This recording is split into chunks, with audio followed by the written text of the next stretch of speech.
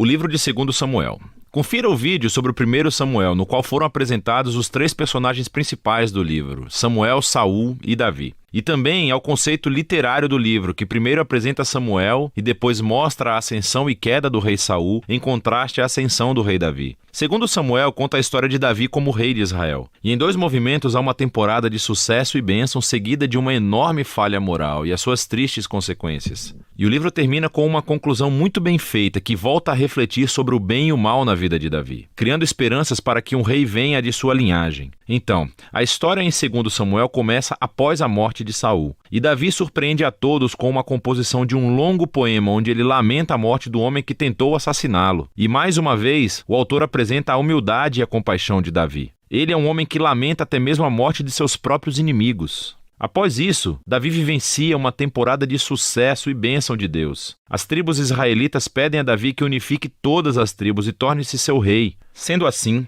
a primeira coisa que Davi faz como rei é: ele vai à cidade de Jerusalém, conquista-a, estabelece-a como a capital de Israel e lhe dá um novo nome, Sião. A partir daí, Davi continua e vence diversas batalhas expandindo o território de Israel. Após tornar Jerusalém a capital política de Israel, ele deseja torná-la a sua capital religiosa também. E então, ele leva a Arca da Aliança para a cidade. Em 2 Samuel 7, ele fala com Deus e diz que agora que Israel tem um lar permanente, ele acredita que a presença de Deus também deva ter uma casa permanente. Então ele pergunta se pode construir um templo para o Deus de Israel. Entretanto, Deus diz a Davi: obrigado por pensar nisso, mas na verdade eu irei construir uma casa para você, uma dinastia. 2 Samuel 7 é um capítulo fundamental para compreendermos o enredo de toda a Bíblia. Nesse momento, Deus faz a promessa a Davi que através da sua linhagem real virá um futuro rei que constituirá o templo de Deus aqui na terra e estabelecerá um reino eterno. E essa é a promessa messiânica a Davi, que é afirmada e desenvolvida no livro de Salmos e também no livro dos profetas. E é esse rei que fica ligado à promessa de Deus a Abraão.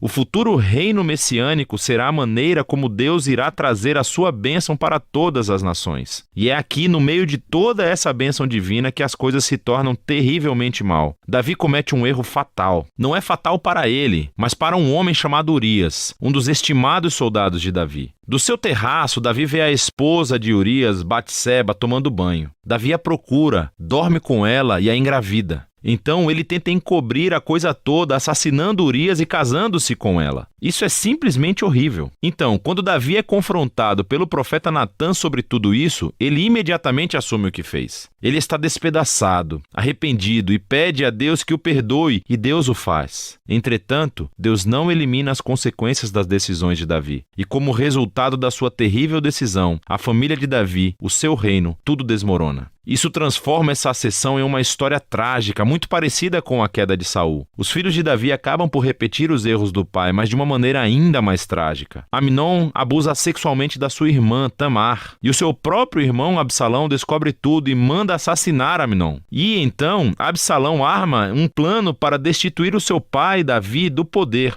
e dá início a essa rebelião de larga escala. E assim, pela segunda vez, Davi é forçado a fugir de sua própria casa e se esconder no deserto. Só que desta vez, ele não é um homem inocente. A rebelião termina quando o filho de Davi é assassinado. E isso parte o coração de Davi, e mais uma vez ele lamenta sobre o homem que tentou matá-lo. Durante os seus últimos dias, Davi volta ao trono, mas como um homem destroçado. Ele está ferido pelas tristes consequências do seu pecado. O livro termina com um epílogo bem elaborado, com histórias que estão fora da ordem cronológica, mas elas formam um projeto literário simétrico excelente. Assim, o par de histórias externas acontecem no início do reinado de Davi, e elas comparam as falhas de Saul e depois de Davi, e como cada um deles feriu as outras pessoas por meio de suas más decisões. O próximo par interno de histórias é sobre Davi e o seu bando de homens poderosos que lutaram contra os filisteus. E o interessante é que as duas sessões contam uma história que mostra a fraqueza de Davi na batalha. Então, em contraste ao Davi vitorioso dos capítulos 1 a 9, vemos aqui um Davi vulnerável que depende da ajuda dos outros. O centro do epílogo tem 2 poemas que atuam como memórias, e Davi reflete sobre a sua vida. Ele se se lembra dos momentos quando Deus o resgatou do perigo graciosamente. E ele os vê como momentos em que Deus foi fiel à sua aliança e fez uma promessa a ele e à sua família. Os dois poemas terminam olhando no passado, relembrando a esperança da promessa de Deus de um futuro rei que construiria o reino eterno. Esses poemas e, logo, a promessa de Deus também fazem conexão com o poema de Ana que inicia o livro. Assim, essas passagens-chave do início, do meio e do fim do livro unem os seus temas por completo. Apesar da maldade de Saul e Davi, Deus continuou trabalhando em direção aos seus propósitos de redenção. Deus se opôs à arrogância de Davi e Saul, mas exaltou Davi quando este se humilhou. Então, a esperança futura desse livro vai muito além do próprio Davi. É um olhar para o futuro, para o rei messiânico, que um dia trará o reino de Deus e a sua bênção a todas as nações. E é disso que se trata o livro de Samuel.